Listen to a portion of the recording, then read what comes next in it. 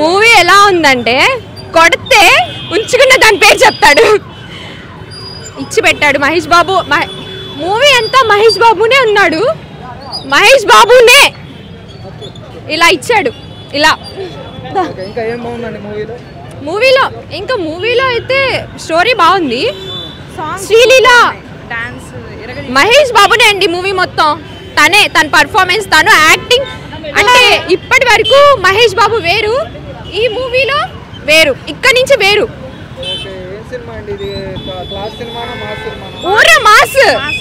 ఊర mass super, mother sentiment super, comedy super.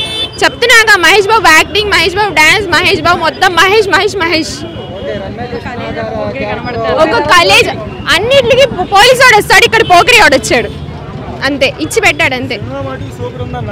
బాబు age 28 అలా కనిపిస్తున్నాడు సినిమాలో, సినిమా కూడా 28. Super movie.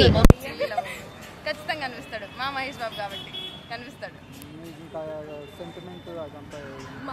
Mother sentiment obviously ఉన్నదే, కానీ రమ్యకృష్ణ కూడా కనిపించలేదన్న మహేష్ బాబు ముందు. మా మహేష్ బాబే కనిపిస్తాడు థియేటర్లో, అది మాత్రం గ్యారెంటీ.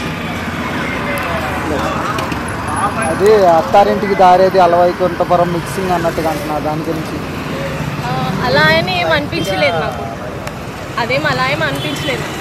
అంటే ఒకవేళ మమ్మల్ని అడిగితే సాంగ్స్ అనేవి చాలా బాగున్నాయి, ఆబ్వియస్లీ రీమిక్స్ చేసి ఉండొచ్చు, కానీ మహేష్ బాబు మరి అక్కడ చేస్తున్నప్పుడు మేము ఒకటే డైరెక్టర్ కదా, అలా అని ఏమన్నా మీకు ఏమన్నా అనిపించిందా?